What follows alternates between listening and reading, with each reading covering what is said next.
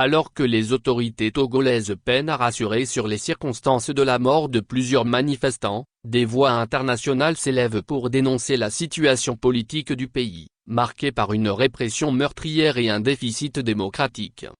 En France, le leader de la France insoumise, Jean-Luc Mélenchon, a exprimé son soutien au peuple togolais. Solidarité avec le peuple togolais qui veut la démocratie, la liberté et la fin de la dictature. Angoisse dans ces heures cruciales, a-t-il écrit sur les réseaux sociaux. Solidarité avec le peuple togolais qui veut la démocratie, la liberté, et la fin de la dictature. Angoisse dans ces heures cruciales. Jean-Luc Mélenchon @Gilles Mélenchon, June 30, 2025. Depuis le Ghana voisin, le militant Oliver Barker-Vormawor, figure du mouvement Fixed Country, a également lancé un appel. Le Ghana a un émissaire pour les États de l'Est. Mais si nous continuons de garder le silence sur le Togo, si nous échouons à soutenir nos voisins dans leur lutte contre la tyrannie, nous aurons bientôt besoin d'un émissaire pour le Togo aussi. Free Togo. Des décès controversés. Parallèlement, un document présenté comme un communiqué du gouvernement togolais, relayé par des médias proches du pouvoir, évoque uniquement des cas de noyade pour expliquer les décès survenus lors des récentes manifestations. Ce communiqué n'a toutefois pas encore été publié sur les canaux officiels. Selon plusieurs témoignages,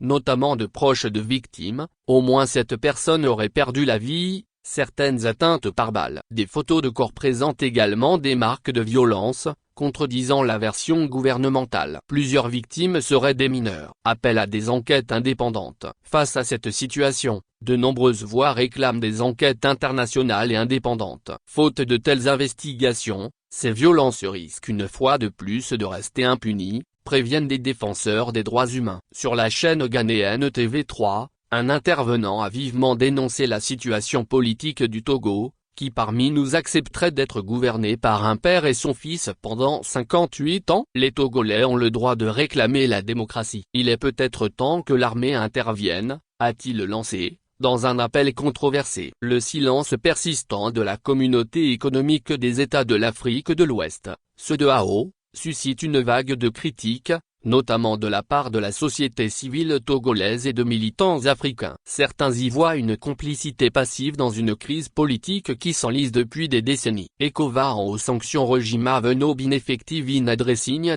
Togo dynasty issue. Moins Paul Aborampa-Mansa, Programme Manager, CDD Ghana /Gonenev /Ebneto-Org /Gonedv /Nizaler /Todepic.twitter.com/kev8pgsvc Gone TV @Gone